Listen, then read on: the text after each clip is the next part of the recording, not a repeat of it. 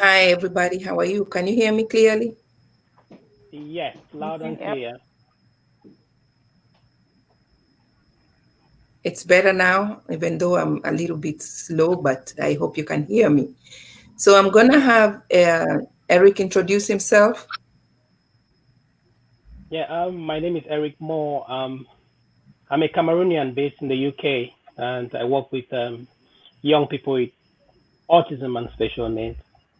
I am also a student, a speech and language therapy student. So I spend a lot of my time with those young people, which I really have fun with. I really enjoy their company, and it makes my day, at least giving a smile to families and friends. Thank you very much. Hi, I'm Josh Wilkinson. I'm a board certified behavior Okay, analyst George. based out of the United States. Currently, during the COVID lockdown, I started a international consulting business.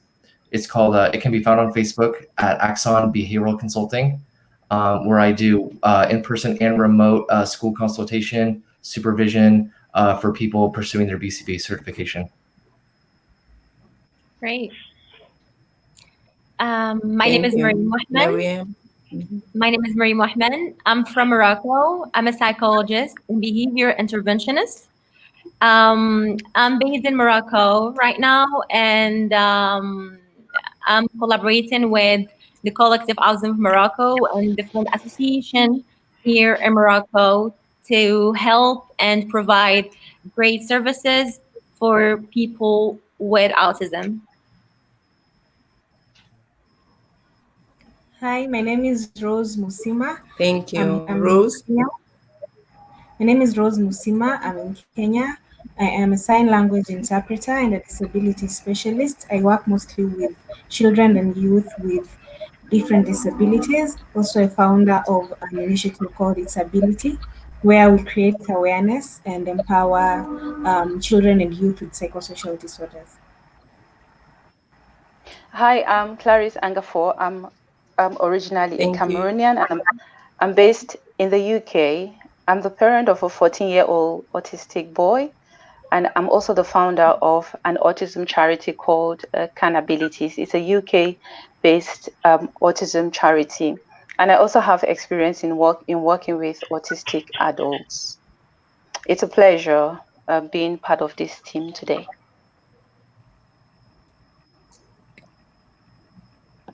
Thank you very much, Clarice. So the first question will go mostly maybe to me and Clarice. And Clarice, can you explain the challenges you had being a parent with a child with COVID at this time of COVID-19?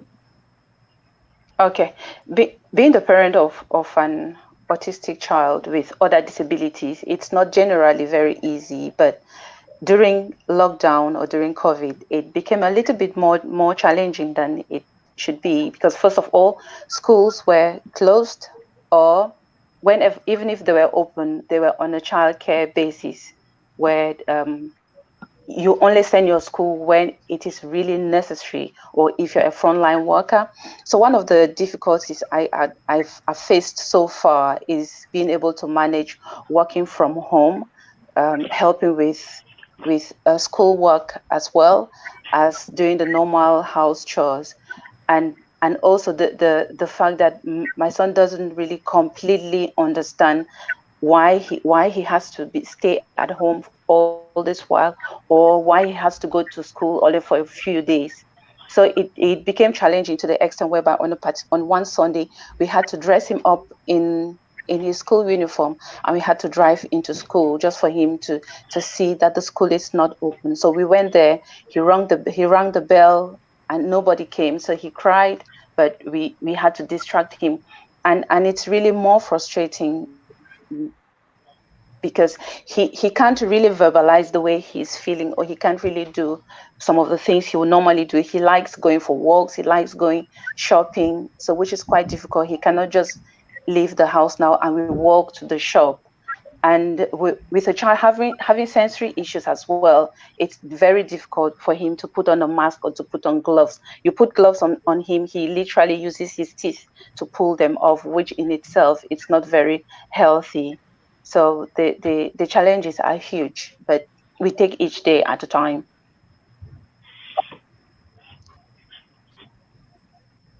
Thank you. And the next question will go to Rose. Okay. What challenges do you think people who have at this period? What difficulties do you think are challenging to kids with autism or to individuals with autism? One challenge I have observed is the, just like Clarice is saying, the change in routine for some of the children with autism, especially those who have routine behaviors. Just suddenly having to be told to stay home, not Mm-mm. going anywhere, that becomes really challenging for them. And also accessing some of these services is not easy. Accessing like therapy services has become a big problem. Even explaining what's happening right now. Why do we suddenly, you've been telling your child maybe to learn to, let's say, greet people, bond with people, and suddenly they have to keep the social distance. How do you explain that to it becomes difficult, even challenging for them to understand what's happening right now, especially for individuals who are nonverbal. It's even more challenging to explain, to communicate what's happening, the all the sudden change.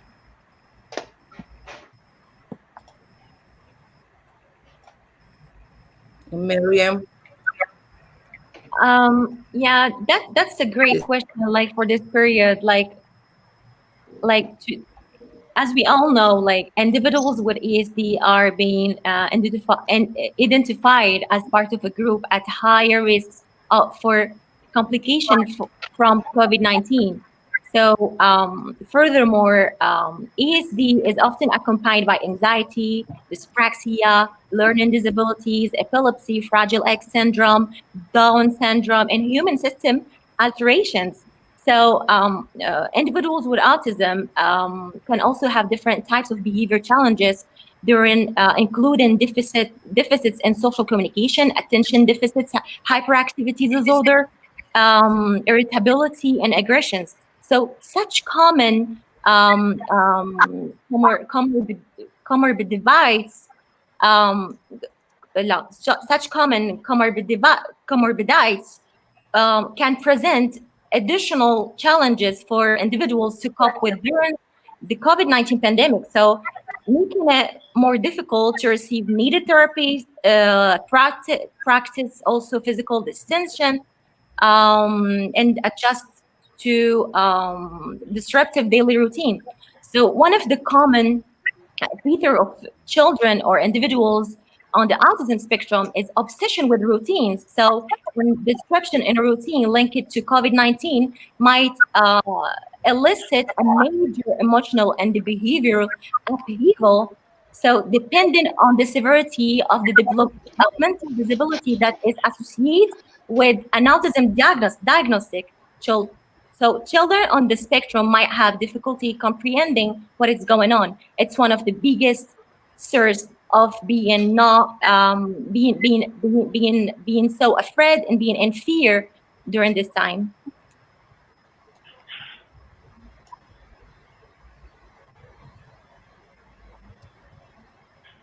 Thank you. What about you, Josh? I think so to go off of what everybody has already said, I think the biggest thing that we need to try to in order to help our kids is this is kind of like the new normal. Unfortunately, we don't know when exactly this is going to end. Yes, the routines are all messed up, but what we can try to do is like establish new routines. Um, so like what Clarice was saying earlier was how she got her son dressed up in his school uniform. That's a really great idea. Get him ready for school, but then school isn't at his normal school. School is now at home, right? So we can still do the morning routine. It's just it's going to look a little bit different. So I think establishing new routines is going to something that we need to work with our kids on.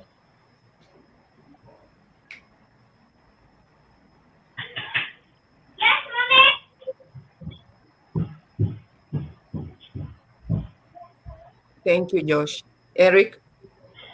Yeah, thank you very much for this opportunity. And really, a lot has been shared concerning what parents and the professionals Eric, have been. Yes, can you? I, I, I can hear you. Can you hear me? Yeah. Okay. So, yeah, thank you very much. I was just trying to say, with the young people that I've been working with, Yes. it's been a very, very big challenge because they are individuals and they have their different individual needs that has to be met. The biggest one is accessing the community during this time. Um, just to think that you should not go out of the house, it's a very, very big problem. But what we have been able to do is to develop social stories, to write social stories, individual social stories, um, to enable the young person to know what is happening or what is taking place. And sometimes when you write the individual story and you include the young person, it's very easy to follow.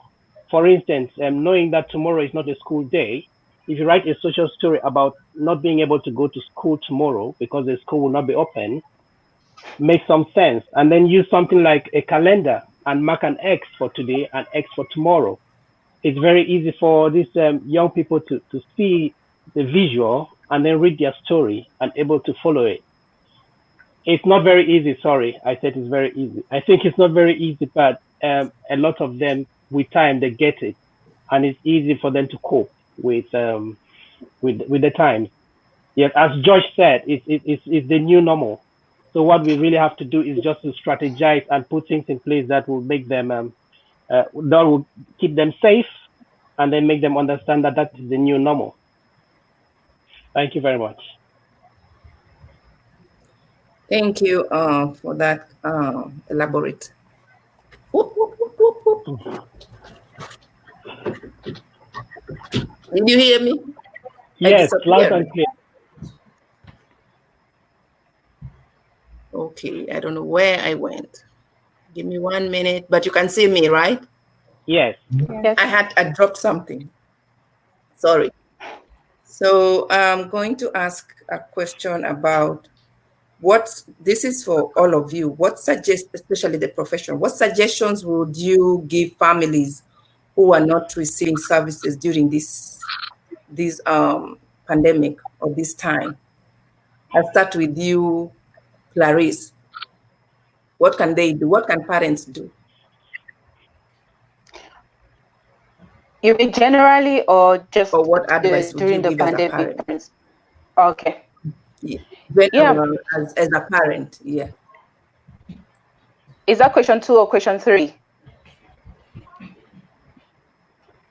This is the question 5. Just answer.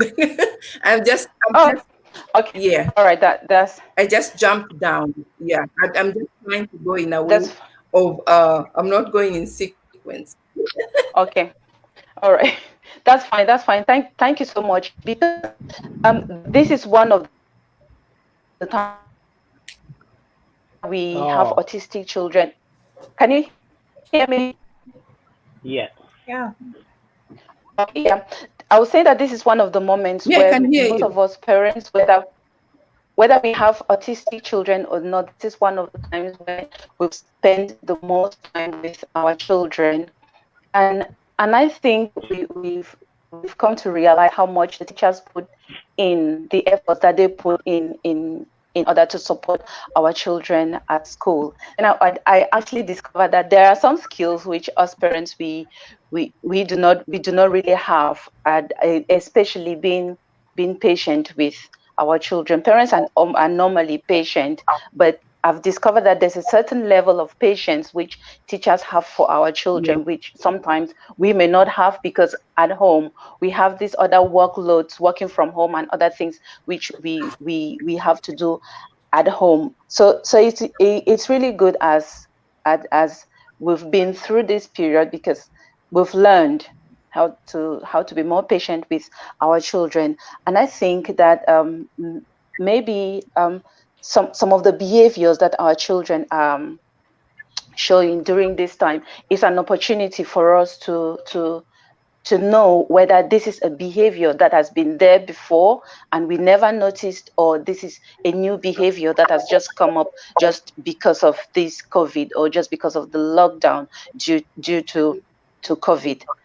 Also, I will also suggest that after this period, when children go back to school, as parents, we should be able to work more with teachers in order to know exactly what our children are doing.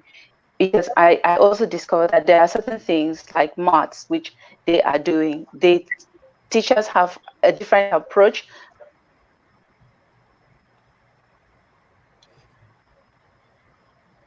Us parents, because most of us are already old school.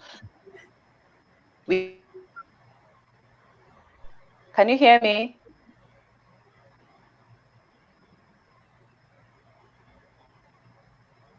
Yeah, I can hear you. Can you hear her? Okay.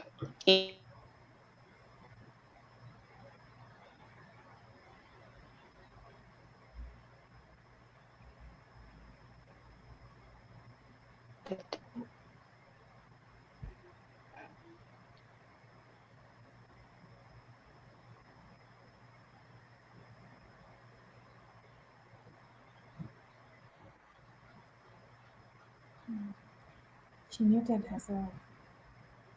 Oh, I muted you by mistake. Sorry. Okay.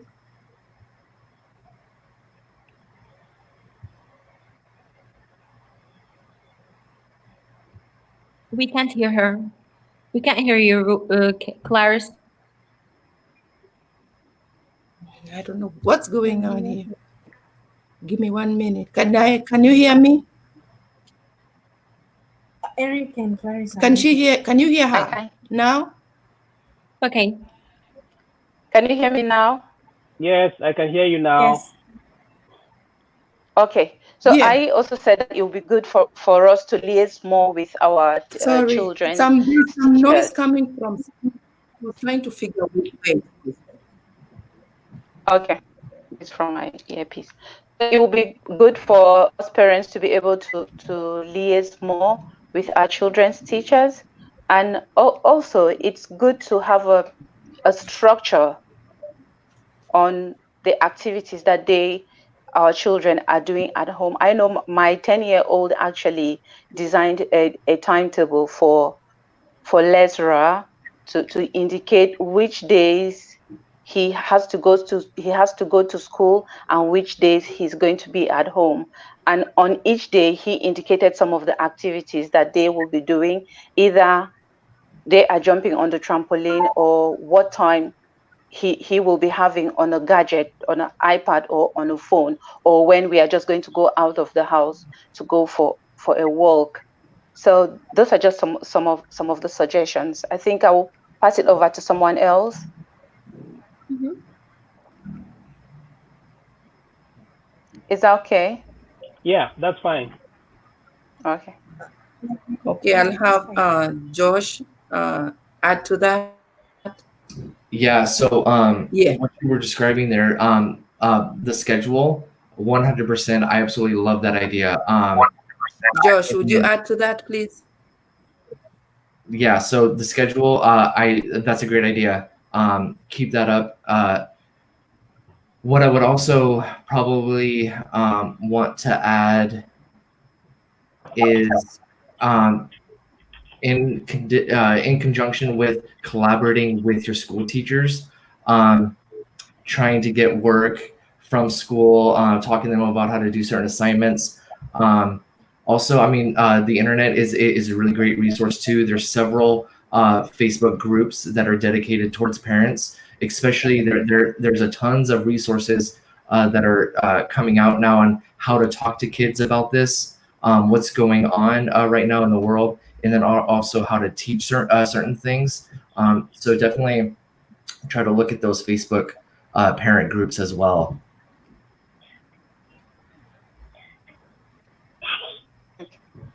Thank you.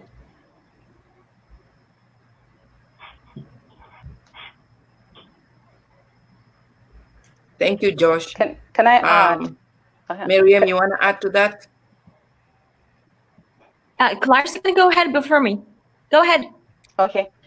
Yeah, I actually discovered that Yes. my son, sometimes he becomes a bit restless because he doesn't really have a lot of activities to do, or and he's a young lad who is quite sensory, and he chews on things a lot. So we also had to speak to the OT at school.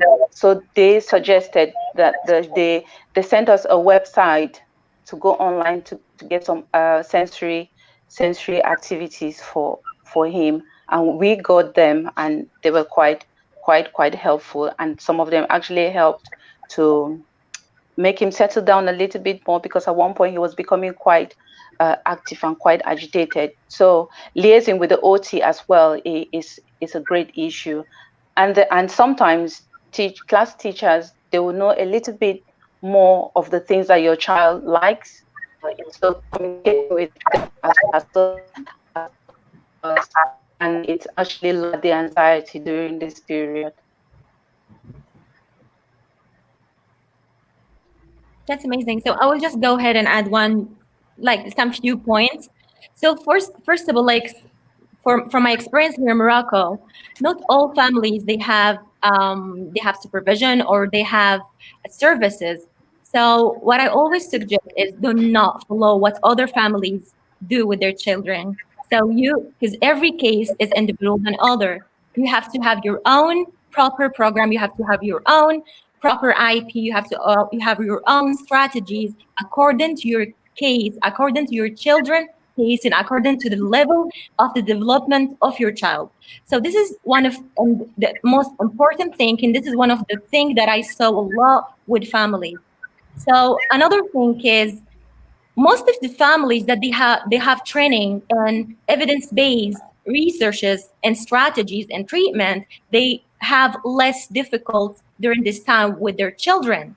But people who have like a high quality training, or like they know they mastered what their children need, and they know what the skills need for their children, they have less difficulties. So for me, what I always say is there is I always like for this there's like I just give two following strategies, which is like one is the procedures, and the second one is kind of tools and strategies. So for the procedures, I always say that you have to strengthen the physical environment at home. So it means that if your child has his own place to, to work in, this place he should not eat in it. If he plays in that area, he should not work in that area. So every place and every area should be more stricter. So there is an environment structuration or physical environment at home. So we should reinforce always appropriate behavior. Most of families, they are only they pay attention only to inappropriate behaviors to their child, but like when their child they are calm, having a quiet voice, sitting, they don't give them a lot of attention. So reinforcing it also dependent on what kind of reinforcement has that child. So reinforcing that appropriate behavior and reinforcing the good behaviors of your child is one of the good thing and strategy that you can use. And also you have to seek help of BCBAs and specialists and teachers. You have to seek advices from them and help with challenging behaviors. Also, you have to continue sessions, online sessions, telehealth services if you have one. If you don't have, you can ask for help. If you know, and also use this time, follow a routine, daily, weekly, visual schedule, depends on your child level. Use the pre-MAC principle, why not? It helps a lot. Explain easily the virus and what to do. So this is and use social stories, as Eric said at the beginning. So this is my advice to all the families who doesn't have a service with who doesn't have a service. Ruth, can I add something? Yeah, you can go ahead. Yes. Yes, what I want to say is when it comes to this period of the COVID-19, I realized that because very often my interest is among families in Africa. especially in my country, Cameroon. And I realized that we are lucky that during this time of technology, even everybody has a phone which they can use to access information. And one thing that has happened in the UK during this time is that most of the the organizations or companies that run online courses or support that are paid, they are free during this time. Maybe by the end of this show, I'm going to send you some of the access codes. Most of them are free. You just go onto them and you get a lot of resources for individuals with autism and other disabilities. So it is a good site for parents to access and get some of the information that they need. However, what I know is that the strength of a parent or a family with an autistic young person is with each other. Most of the support comes from each other, which means other parents who have children with autism, they have a lot of information, they have a lot of knowledge to share. So if they have formed things like WhatsApp groups or things like that, they will support each other and they help each other to deal with some of the challenges that they are going through. And then the last thing to talk about is a belief in yourself. Very often, most of the parents don't really know that they have it with them. It's only when you discover, like Clarice, when you stay with your son or your daughter in the house for a week, 2 weeks, a month, 2 months, 3 months now, and then you get to know that all what teachers have been doing for a few hours, you are doing it for 24 hours. That's when you know that the power is in you and you can do it. So I'm just urging parents to know that they can do it. They can get information from friends. They can get information from online. So there's a wealth of information out there, but above all, the power is in you. Thank you very much. Okay. Can I add to that? Thank you. And I'm going to ask another question. Oh, sure. Can I add to that before you move to the next question?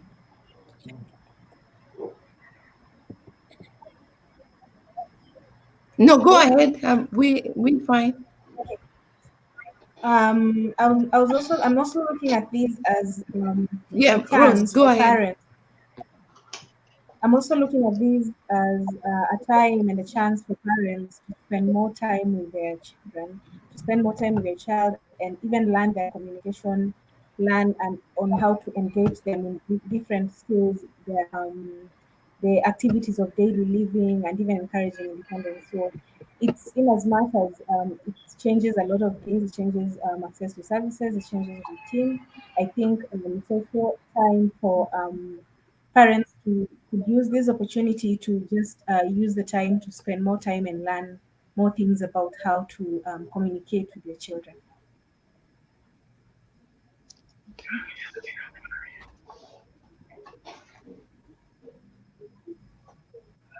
That's true.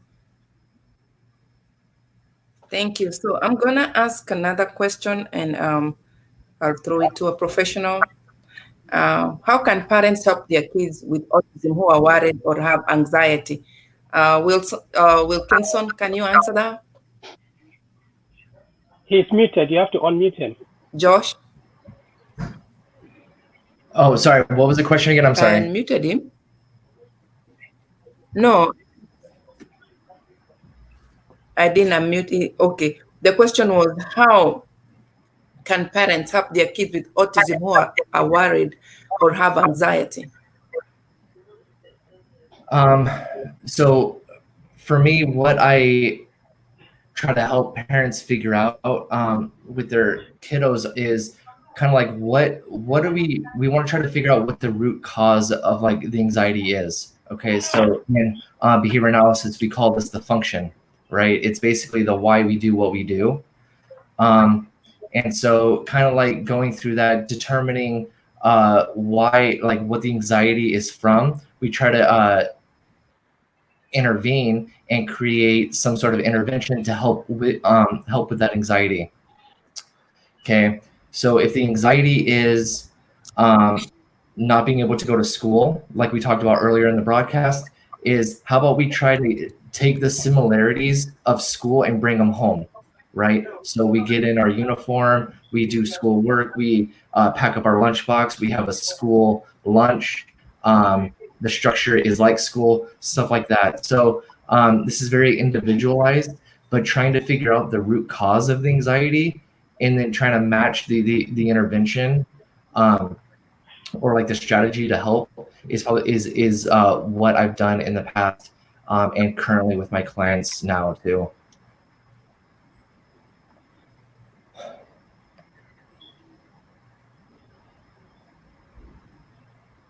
Ruth, do you want me to add something for that?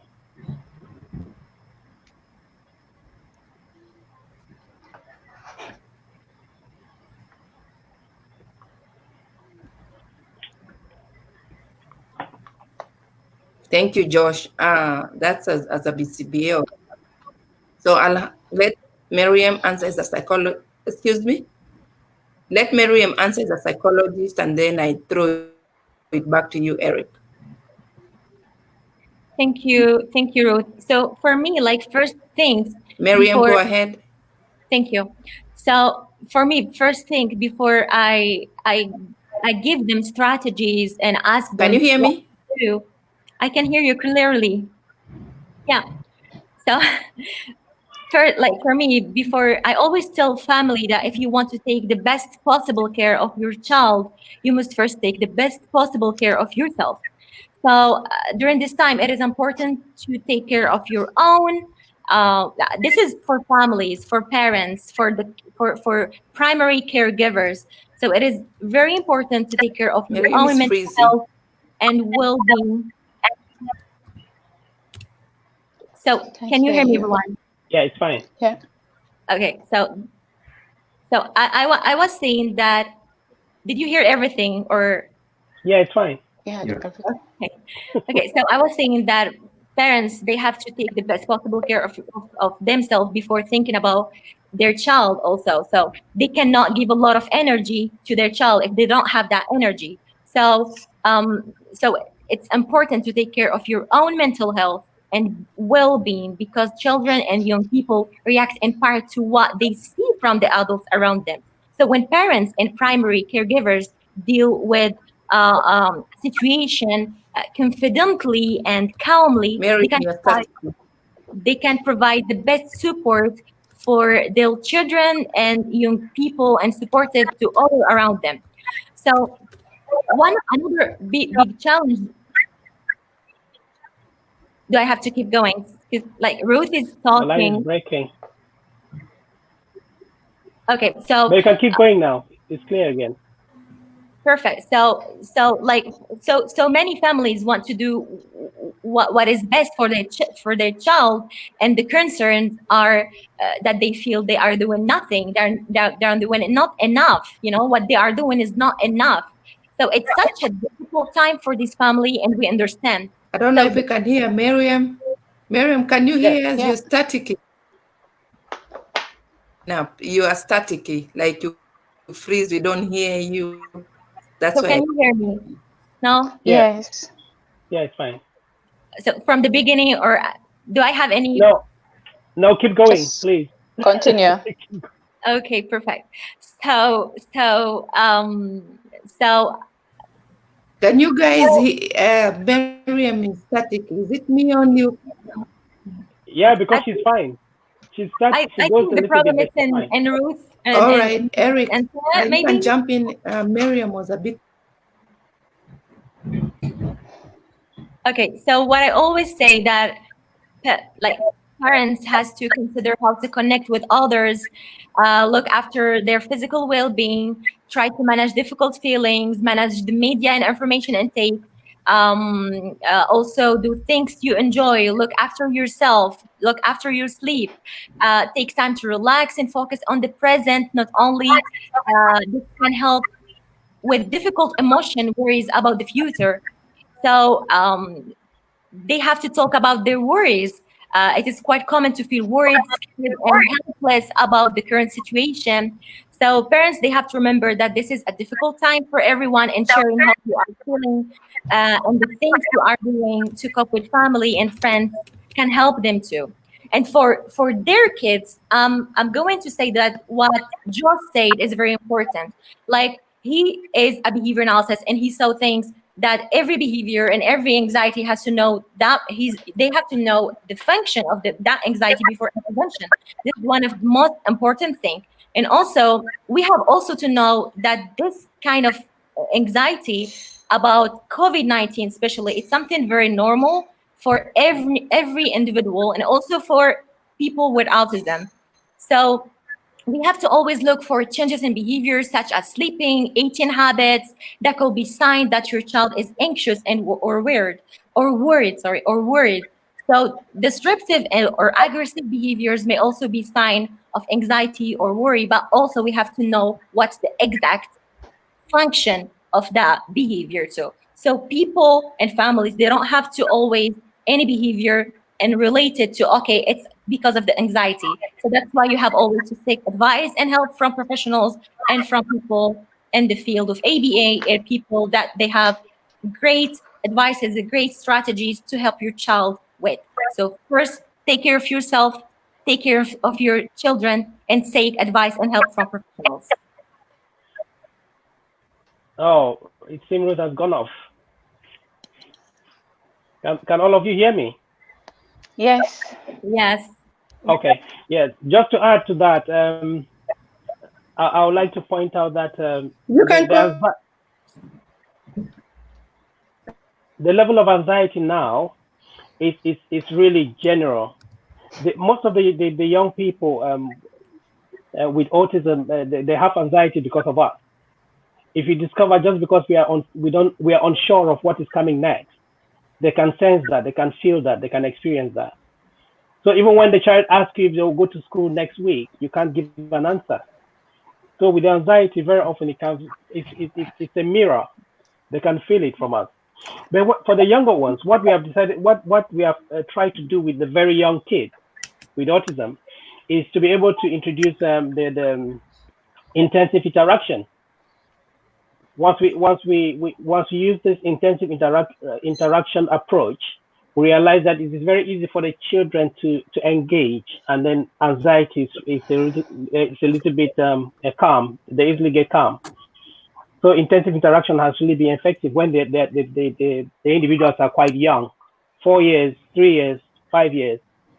It is quite good. And if you do it often and as possible, you realize that the outcome is very positive. However, as they grow older, you change the strategy, because you discover that when they are old, it depends on the way you communicate with them, even using pictures and other resources. The best way to actually support them is using visual schedules. When you have the visuals and then you put them out like a timetable, and then they know that this activity is now and there's another activity next, it is very easy to have a transition from one to the next. Yeah. Even if it's for days, you discover that if you have a visual schedule for today and then there's another one for tomorrow, as long as it is out there, the anxiety is reduced, as long as the individual knows that this is what I'm doing now, this is what I'm doing, this is what I'm doing next. So that when they have that visual schedule, they know that there's a program for them. As long as it's not there, the level of anxiety is quite high. So that is the contribution I wanted to make at this point. Thank you. Okay, thanks.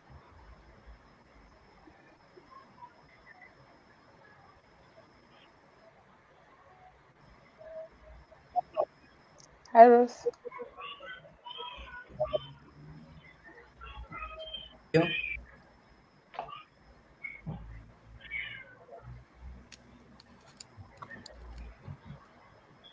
Miriam, can you just ask the next question, please? Because it seems Ruth is a bit. Yeah, so I think that's Clarice. I think okay. I think that the last we can just like I think that Statiki. we can just like everyone add any idea or any last word that we can so we can close Yeah, this live. yeah, that's right. And Ruth has just I think written that at the side that we Clarice can answer. I think that we talk about all the great points, but like if any one of you has anything that you want to share with families and people that they are following Yeah. the live now. Okay. Yeah. Thank you so much, everyone who is watching. And I just want to add something to what Miriam said. as far as parents are concerned, I think this period of COVID is one of the moments where a parent with a parent of a child with autism or with any form of disability, this is a moment where the mental health has really been tested. It's been a period where you really have to sit down and think Yeah. and really structure yourself and structure whatever activity you have to do, because if we are not careful, there may come a time where you as a parent, you won't be able to take care of your own self, not to talk of taking care of your own child, because all the activities seem to be a double. So, as Miriam said, we really have to take care of our mental health. Most of us are into taking care of our physical self, doing sports, jogging, and doing Zumba every morning. But let's also consider that our brains are also very important during this period, because our physical health is equally as important as our mental health. And if we are not physically and mentally well, we won't be able to take care of that child who relies on us on almost everything of their needs. Then there was something that I think, Josh, about anxiety. Sometimes, as a parent with an autistic child, when your child becomes anxious and starts having challenging behaviors, you sometimes we are tempted to give in to what they are requesting or what they want. But at times you give in not because you have to, but because you weigh the two things: the challenging behavior that's coming, and the other part. Okay, you ask yourself, what is it that I can do to stop this challenging behavior from escalating? So during this period, as parents, I would like to tell every parent to be very vigilant. Watch your child. Make sure you monitor when challenging behaviors are escalating, or when anxiety is already there. But make sure you are careful on what level is going to, so that we work proactively with our children in order to minimize those challenges, because the time which you will use to calm down a child that is already having meltdowns or is already having a challenging behavior will be more than the time you would have used to stop that challenging behavior from escalating. So this is a moment for us to really take care of ourselves, take care of our children. And I know one of the things which we have really or completely achieved during this pandemic is we are completely tolerant. He's completely independent. He goes there, yes, he goes there even without anybody. And then you only hear someone flushing the toilet. But it's been hard work and it's been joint work. The whole family has been involved. So you parents out there, if you are a parent who is in a couple, work together, communicate with each other, take turns to take care of the child. One person may be resting while the other person is taking turns.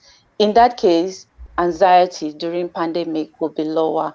Everybody will be happier at the end of the day.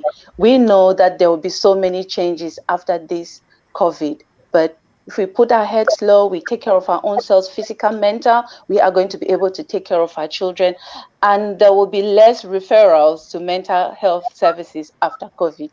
So, Thank you, Clarice. That was Thank you. amazing. That was yeah, amazing. thank That's a you. great message for all families. So, Josh, go I don't ahead. know if I'm I don't know if I'm too practically, but Okay. Josh, go ahead, and we Yeah. close. We just have 5 minutes to close. Okay. So I just wanted to basically give some like non-contingent reinforcement to all the parents out there. I want to tell you guys, you are doing absolutely amazing. Okay, keep up the great work. Thank you. If you are struggling though, utilize the resources that we talked about here, going online, connecting with groups, WhatsApp, Facebook, stuff like that. If you have specific questions that you want to discuss further, you can email me. You can find me on my Facebook page at Axon Behavioral Consulting, and we can talk about more specific strategies to your kiddo. But I just wanted to tell the parents out there, you guys are doing awesome. I have 3 kids of my own, and it's very challenging even for me. So you guys are doing awesome. Okay, keep it up. Thank you. Eric? Yes, please. Um, Thank you very much. I just wish to use the opportunity as well to thank everyone for the great contribution. As for me, I just think it really lies with us and most of the parents for the support they need. As long as we are around, we can always provide our support. But I think the parents are really doing an amazing job. I'm just proud of Clarice. The input is amazing, and I think that is the way. That is what I meant by these parents. The knowledge from the parents they are quite spot on, and they can give us really a very good pathway to follow in providing support for other kids. Thank you, Eric. Rose, Yep. go ahead. Oh, yeah. Well, before that, there's a question on the live comments. Yeah. You've seen it. Someone asked, someone said, asked, how can our communities help families with autistic children during this period? So maybe someone can answer that first before I do. I'll let Rose will answer that. Okay. Go ahead, So Rose. I think so. As we've been talking, I think we need to look at this as a collective approach, where the whole community here is the family, the neighbor. We need a collective approach in solving this. Is it providing solution, providing mental support? Um, like for example, the way we are saying, like the parents need to seek information from whichever place. Is it online? Is it classing with the different professionals? Is it so the community has a part to play in this, especially in supporting specifically the parents of children with autism. I think the most support right now is the is the mental health support, where probably someone needs someone to talk to, especially with the anxiety. And the community can support in such scenarios, even providing information, providing referrals, and all that. Yeah, so we all have a part to play. And for the parents and for everyone out there, our viewers, um, COVID-19, the pandemic is, I think it's challenging, it's difficult for everyone. But one thing we can all do it, we can all go through this. And I just want to emphasize on the point of creating the routines back home. Yeah. Thank you. Thank you. Let Miriam close this. I will just add last thing, like, and Ruth, you can close your live. So, like, we all know that the big challenge for parents and primary caregivers and the autism community is that they are now shouldering additional tasks normally handled by the teacher, speech therapist, a physiotherapist, or any other role or service that contributed to their child's well-being. So, as I said at the beginning, so many families want to do what is best for their child, and the concerns are that they feel they are not doing enough. It's such a difficult time for these families, and we understand, we all understand. So, but often they need to hear that they are, in fact, doing an amazing job. And that's why I'm also telling them that you are doing a great job. And I see personally in many cases that I have that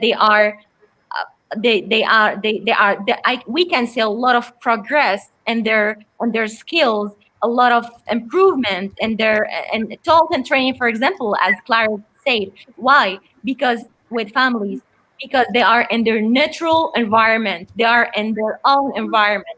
So that's it, and great job everyone. I'm always happy to be part of this kind of webinars. And nice to meet you. Nice to meet all of you. Thank you Ruth, for this webinar again. Thank you so much. And sorry for all these technicalities, up and down, but I'm glad that we've been here. You've learned a lot. Please share your links, all your, Eric and Josh and Miriam and Rose, Clarice.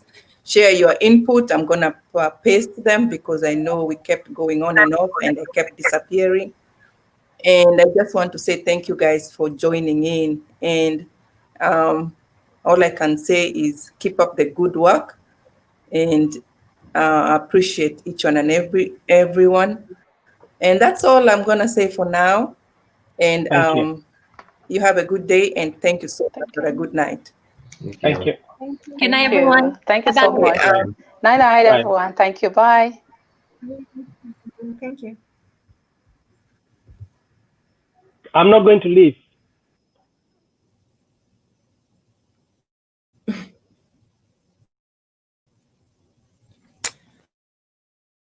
all right.